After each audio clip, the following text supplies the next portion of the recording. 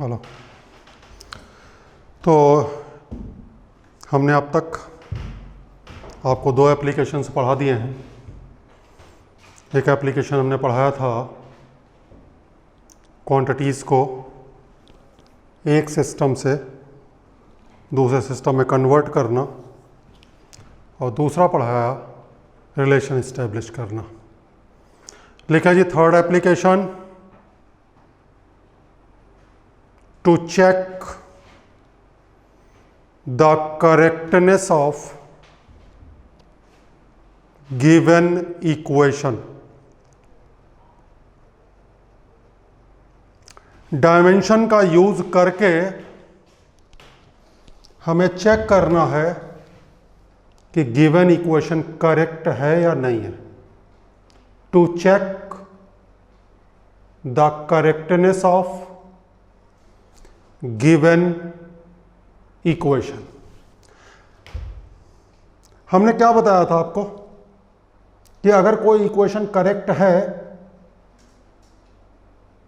तो जो dimension left hand side की होगी वही डायमेंशन राइट हैंड साइड की होगी। यानी कि अगर दोनों तरफ की डायमेंशंस इक्वल नहीं है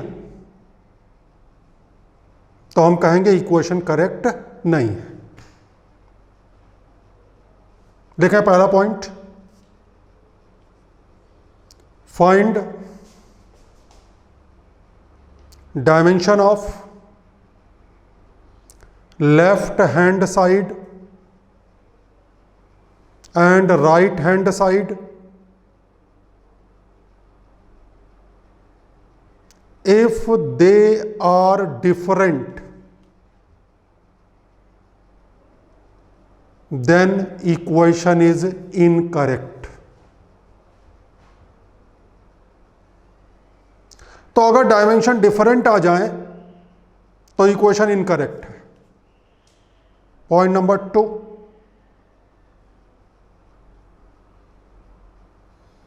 if dimensions on the two sides are same then equation is dimensionally correct। जरा अंडरलाइन करें, dimensionally correct.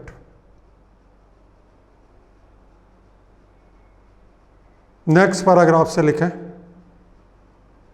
a dimensionally correct equation,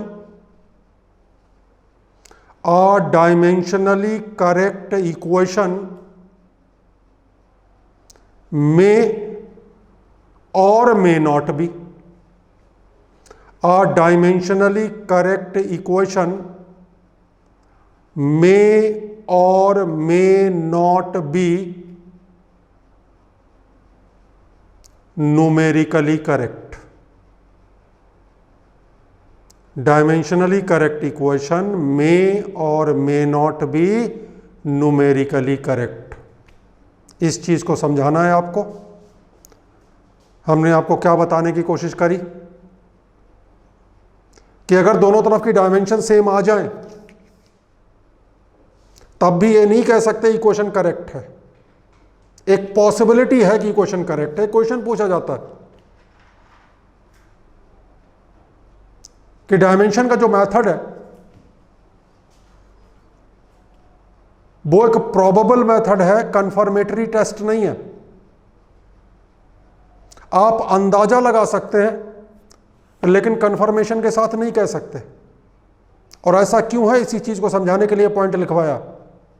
हमने क्या कहा, दोनों तरफ की डायमेंशन डिफरेंट आ जाए आप लिख दो इक्वेशन इनकरेक्ट है। सेम आ जाए तो आप ये लिखेंगे इक्वेशन इज डायमेंशनली करेक्ट।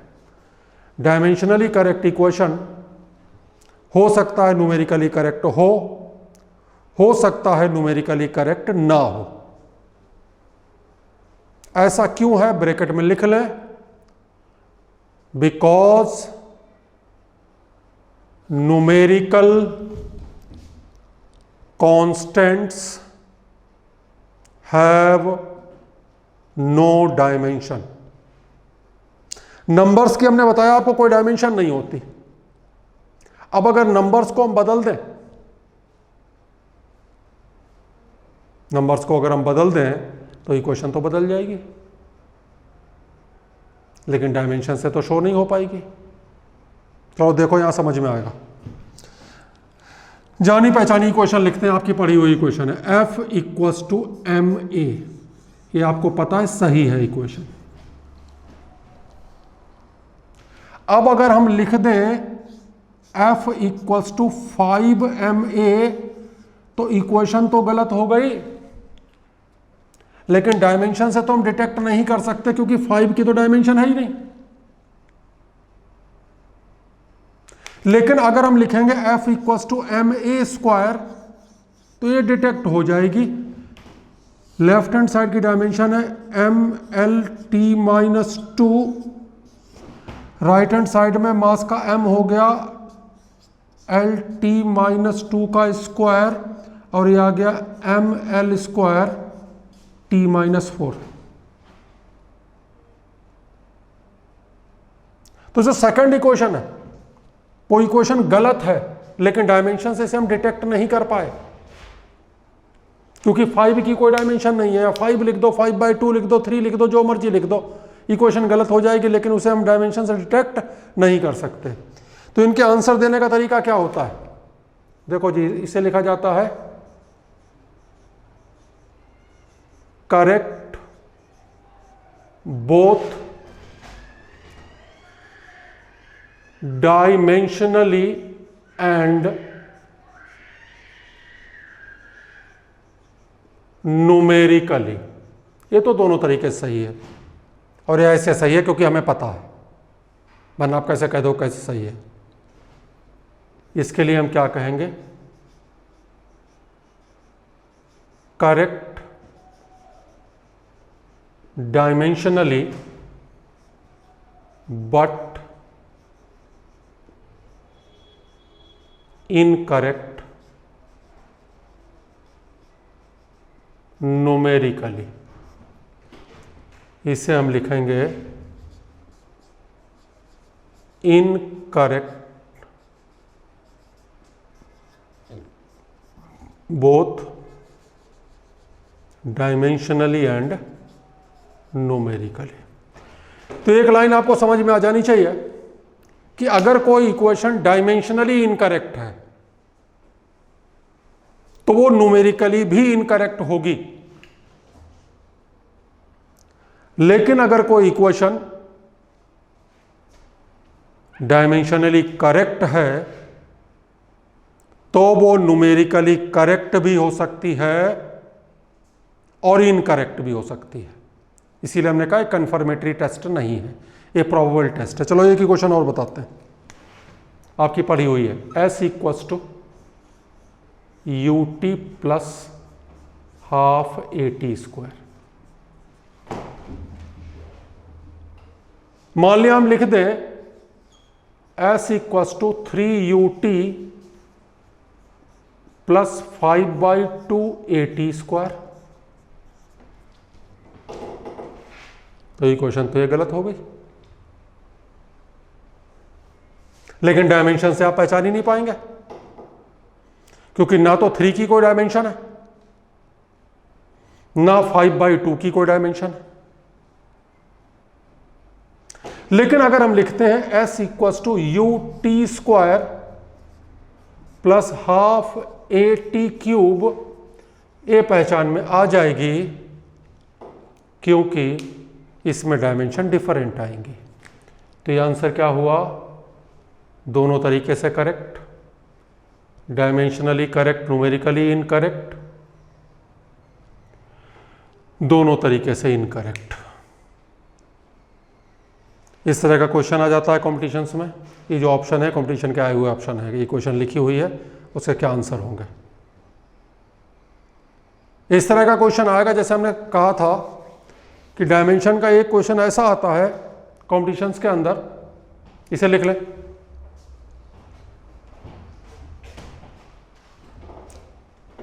जो लगता नहीं है डायमेंशन का है, लेकिन होता वो डायमेंशन का है। जैसे वो किसी साइंटिस्ट का नाम लेगा, ऐसे साइंटिस्ट का नाम लेगा जिसका नाम ही नहीं सुन रखा तुमने, वो कहेगा उस साइंटिस्ट ने एक पेंडुलम बनाया था, उस पेंडुलम के टाइम पीरियड का कौन सा फार्मूला सही है।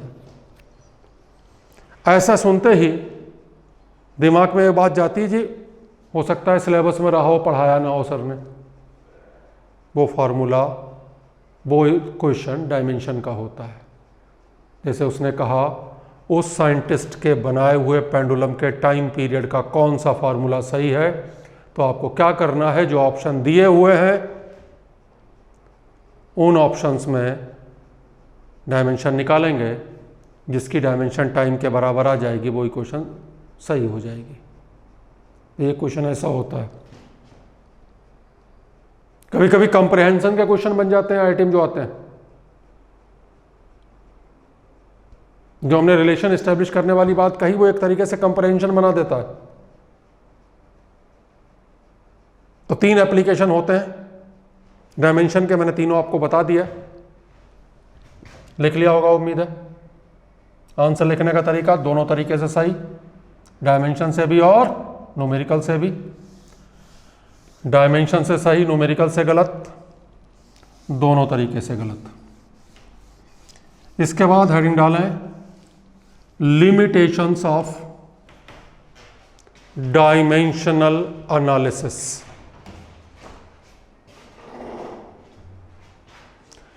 Limitations of dimensional analysis.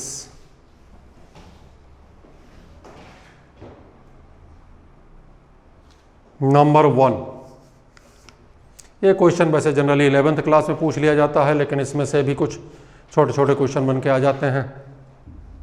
Number 1, हमने आपको रिलेशन एस्टेब्लिश करवाया, उसमें हमने क्या कहा था, जब हम प्रोपोर्शनलिटी का साइन हटाएंगे तो एक कांस्टेंट आएगा, जिसे प्रोपोर्शनलिटी कांस्टेंट बोलते हैं, जो हमने यहां कहा न्यूमेरिकल कांस्टेंट होता है। तो हम डायमेंशन के मेथड से रिलेशन तो एस्टेब्लिश कर सकते हैं, लेकिन न्यूमेरिकल कांस्टेंट ऑफ प्रोपोर्शनलिटी को फाइंड नहीं कर सकते, क्योंकि न्यूमेरिकल कांस्टेंट्स की कोई डायमेंशन नहीं होती।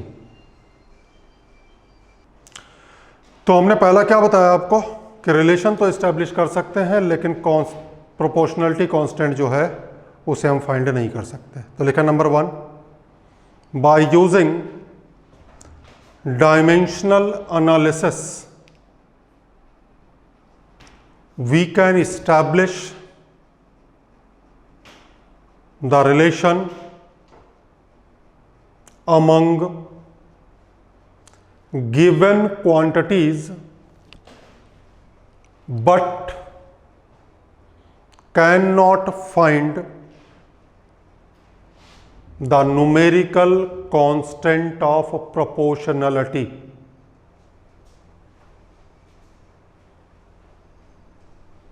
नंबर 2,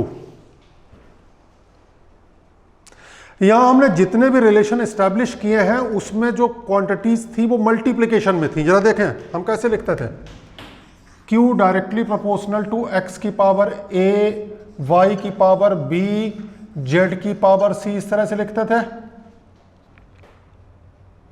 इसमें किसमें है, मल्टीप्लिकेशन में। तो हम सिर्फ ऐसे रिलेशन एस्टेब्लिश कर सकते हैं जिसमें क्वांटिटीज किसमें है, मल्टीप्लिकेशन में। लेकिन बीच में अगर एडिशन या सब्ट्रैक्शन आ जाए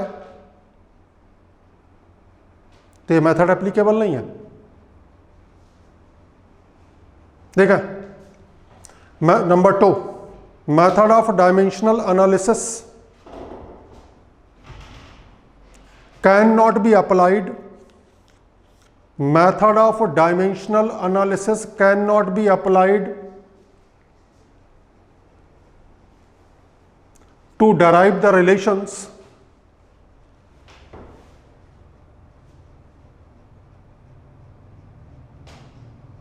involving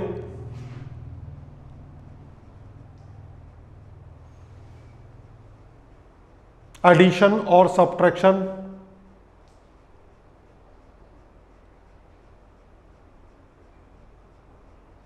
between the quantities. Number 3,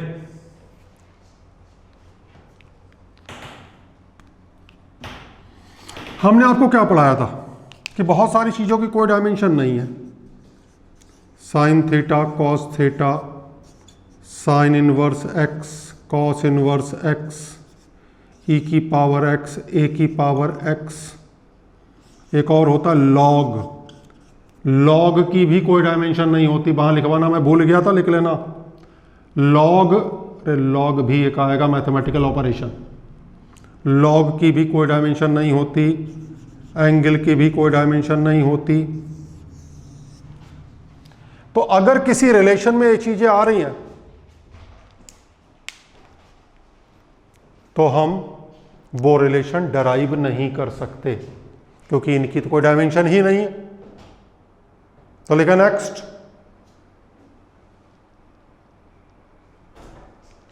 the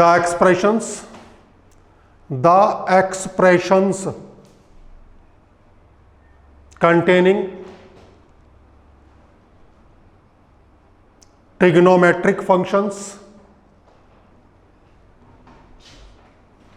inverse functions, इसे इनवर्स फंक्शन कहा था मैंने, exponential function, log function, plane angle, solid angle, etcetera, can not be derived by using the method of dimensional analysis because they have no dimension.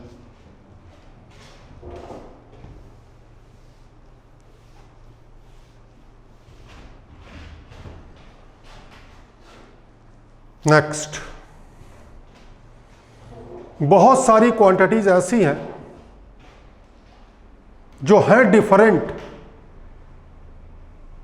लेकिन dimension उनकी same है। हालांकि आपको 35 के आसपास ही डायमेंशन निकलवाई हैं, लेकिन उसमें से भी आप देख लें।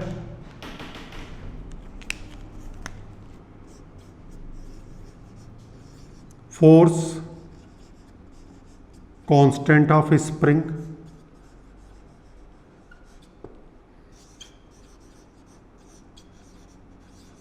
Surface tension. चेक करें जरा, इन दोनों की डायमेंशन आई है mt-2, जबकि दोनों ही चीजें एंटायरली डिफरेंट हैं, दोनों का आपस में कोई रिलेशन भी नहीं है। और देखें, वर्क, टॉर्क, दोनों की डायमेंशन है ml² t-2। इतने में ही चेक कर लें जितनी डायमेंशन मैंने करवाई है। Work and torque are entirely different. Work is a scalar quantity, torque is a vector quantity, dimension same है। और देखें जरा, एक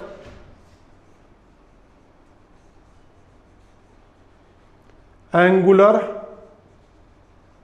मोमेंटम एंड प्लैंक्स कांस्टेंट, इन दोनों की डायमेंशन आई है ml² t-1। दोनों ही बिल्कुल डिफरेंट है, आपस में कोई रिलेशन दूर दूर तक नहीं है इनमें। तो अगर जैसे आपसे कहा जाए mt-2, तो mt-2 से हाँ क्या पता चलेगा? हम कहेंगे इनमें से कुछ भी हो सकता है। तो डायमेंशन से किसी क्वांटिटी का कन्फर्मेशन नहीं मिलता, सिर्फ एक आइडिया मिलता है कि क्या क्या पॉसिबिलिटीज हो सकती हैं। तो लिखा है नेक्स्ट। इस तरह का क्वेश्चन भी आ जाता है, write down 3 pairs of quantities which are different but having same dimension. तो लिखा है 2 or more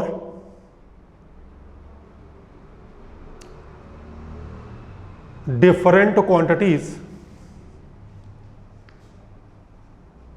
may have same dimension.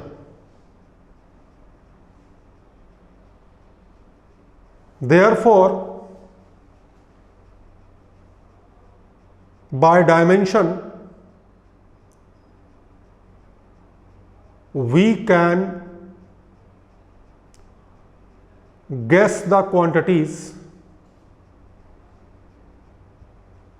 but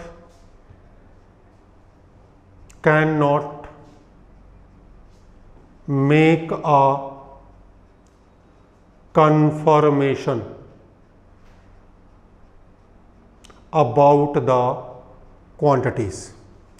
example लिख लें।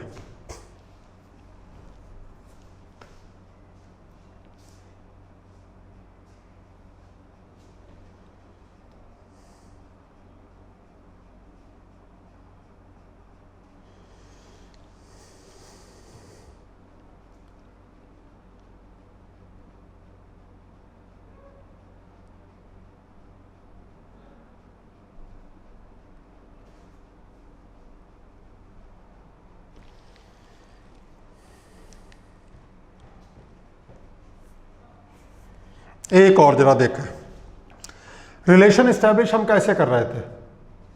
लेफ्ट हैंड साइड में m की power equals to right hand side में m की power, इधर l की पावर, इधर l की पावर, इधर t की पावर, इधर t की पावर।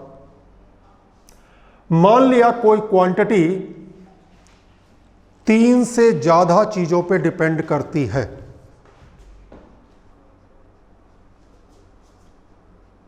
तो इक्वेशन तो हमारे पास 3 ही आएंगी। एक बार m को कंपेयर करेंगे, एक बार l को, एक बार t को। डिपेंडेंस मान लिया उसकी 4 चीजों पे है, 5 चीजों पे है, तो रिलेशन एस्टैब्लिश नहीं हो सकता। देखें, if a quantity depends on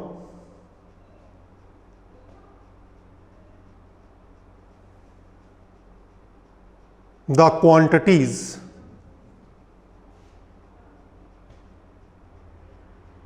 whose number is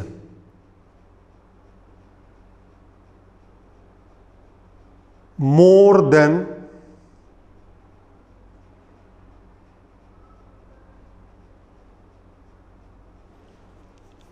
the fundamental quantities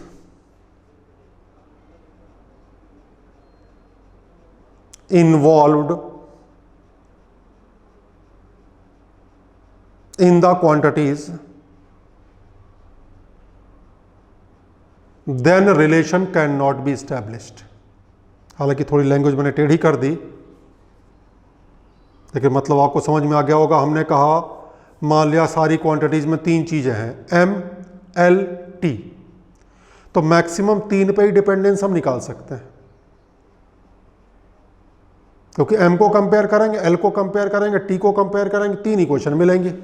और डिपेंडेंस आ जाए 4 पे, 5 पे, तो उसे फाइंड नहीं कर सकते। तो ये हो गया आपका लिमिटेशंस ऑफ डायमेंशन एनालिसिस। तो एक तरीके से इस टॉपिक का हमने पूरा ओवरव्यू आपको दे दिया, लेकिन जैसा कि हमने शुरू में कहा था, डायमेंशंस बहुत सारी हैं। हमने शुरुआत में उतनी ही डायमेंशन आपसे निकलवाई जितने से हमारा काम चल सकता था, तो अभी डायमेंशंस हमें और निकलवानी है, और डायमेंशंस और निकलवानी है तो जैसा कि है वो सुना हुआ आपका नाम है नहीं, इसलिए मैं बोलता जाता हूँ, आप लिखते जाएं, उसका फार्मूला भी लिखते जाएं। लेकिन इससे पहले कुछ टर्म्स यूज होते हैं, चलिए पहले वो लिखवाते हैं। कुछ और लिखवा देते हैं, फिर टर्म शुरू करते हैं। लिखें, find dimension of following quantities.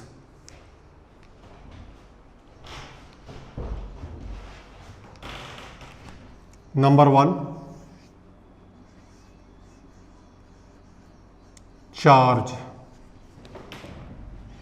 आपको पता है चार्ज इक्वल्स टू होता है current into time, Q equals to IT। Electric current की जगह क्या लिखेंगे? A बताया हुआ है, टाइम की जगह T। चलो अब लिखते जाओ, कर लोगे उसके बाद इकट्ठा चेक करेंगे।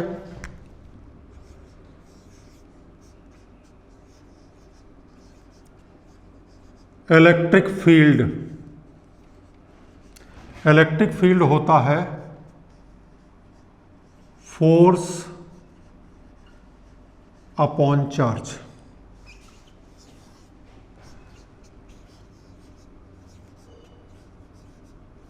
Electric potential work upon charge.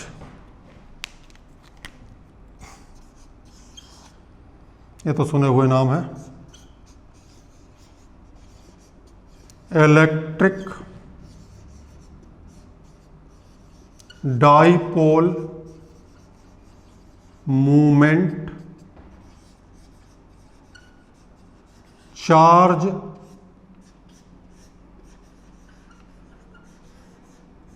Into length.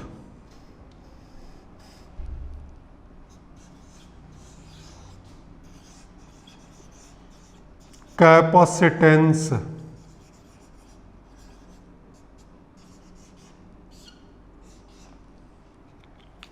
Q क्या है?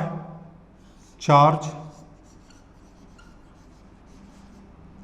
V क्या है? Electric potential. ये देखो चार्ज निकलवा दिया, इलेक्ट्रिक पोटेंशियल निकाल दिया। डायमेंशन में हमने क्या कहा था आपसे कि जो डायमेंशन आप निकालते जाएंगे वो डायमेंशन आगे यूज होती जाएंगी। और डायमेंशन के लिए क्या कहा था, क्या पता होना चाहिए? डायमेंशन के लिए या तो फार्मूला पता हो या यूनिट। अब जैसे रेजिस्टेंस निकालना है,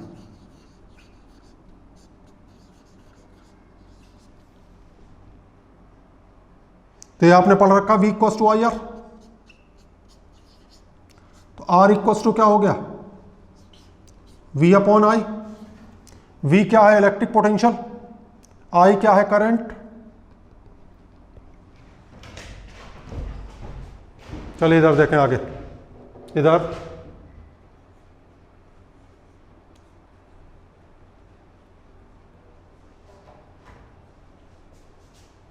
रजिस्टिविटी आपने फार्मूला पढ़ रखा है, R equals to rho L upon A।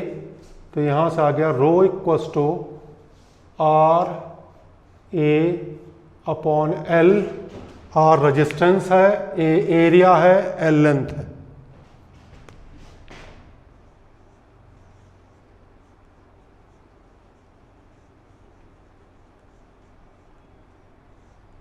Magnetic field, एक फार्मूला है, पता नहीं आपने पढ़ा या नहीं पढ़ा। F equals to I B L। तो B इक्वल्स टू हो गया F upon I L। Magnetic field, force, current, length.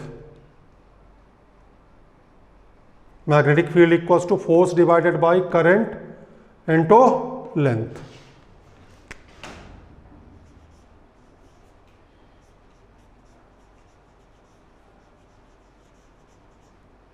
Magnetic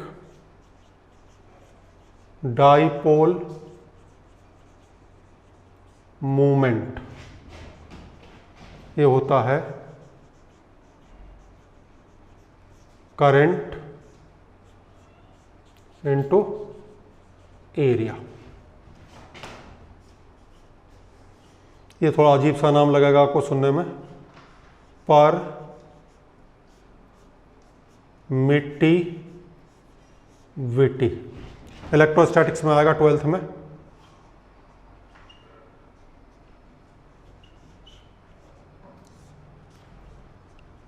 Q square upon F R square. ये सिंबल भी शायद पहली बार देख रहे हो आप। इस सिंबल भी कहलाता है एप्साइलन। एप्साइलन तो इलेक्ट्रोस्टैटिक्स का है, डायमेंशन में भी जरूरत है, फॉर्मूले में बाद में आएगा। क्यू है चार्ज, तो चार्ज का square divided by F R square, force into distance का स्क्वायर। और एक और निकाल लें,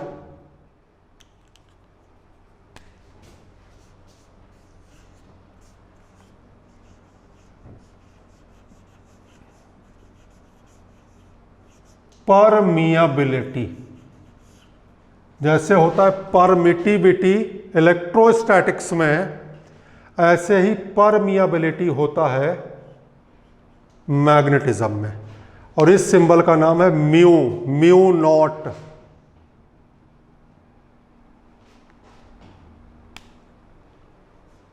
equals to B R upon I. Magnetic field, distance, current. 10 minute का टाइम, वीडियो क्लोज करें, इन्हें अटेम्प्ट करें, उसके बाद हम चेक करते हैं इन्हें।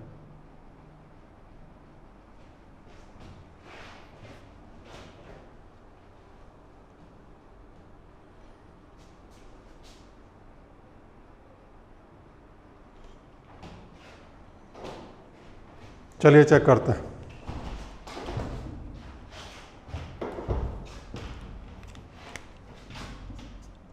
ए टी फोर्स का क्या होता है, एम एल टी माइनस 2, और चार्ज का हो गया 80। ये आ गया M L T minus 3 A minus 1। ये आ जाएगा M L square T minus 3 A minus 1।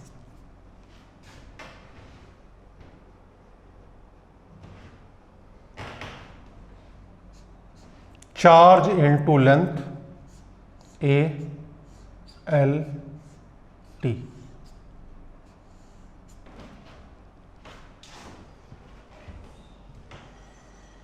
Charge upon potential. Charge का क्या है, A T.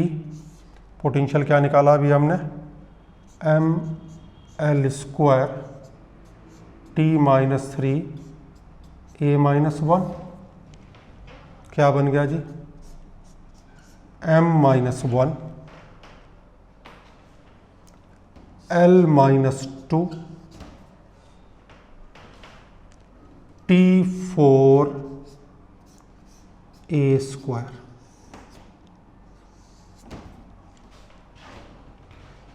M minus 1 L minus 2 T 4 A square. अब आ जाओ जी रेजिस्टेंस पे। पोटेंशियल का हमने क्या निकाला है, M L square T minus 3 A minus 1, और करंट का क्या हो गया, ए। ये आ गया M L square T minus 3 A minus 2।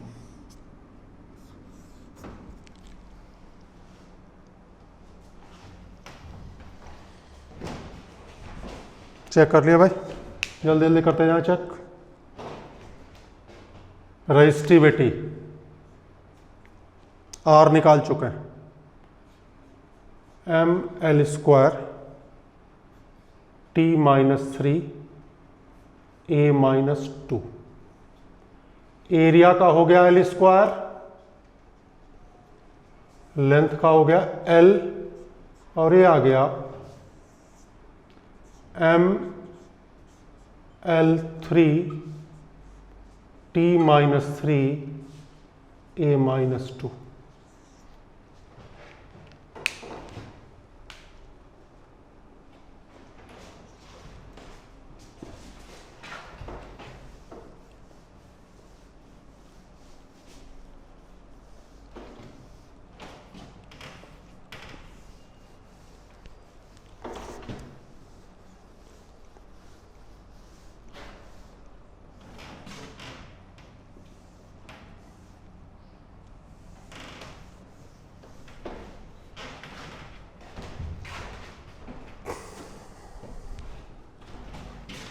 Magnetic field F MLT-2 AL। तो मैग्नेटिक फील्ड का क्या बन गया? M, L से L कैंसिल हो गया, T-2 A-1।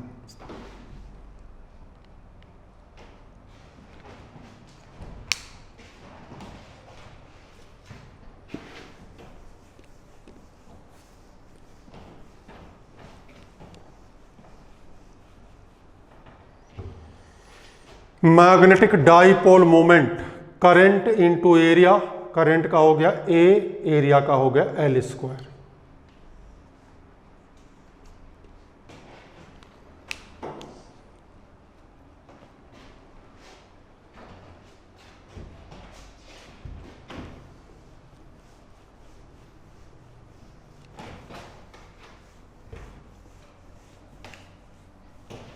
अब आ जाओ, दो बच गए हैं,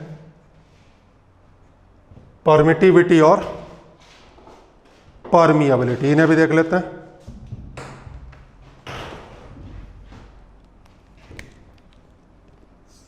चार्ज का square A² T², force MLT-2 into L²। क्या बना? m की पावर -1, L की पावर -3, T की पावर 4 A²। लास्ट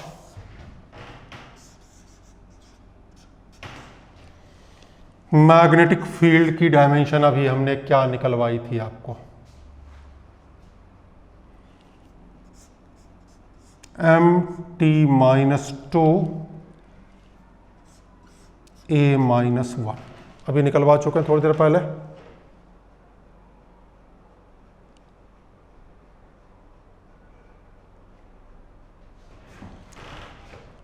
R की जगह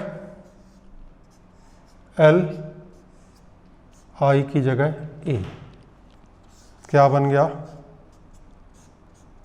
MLT-2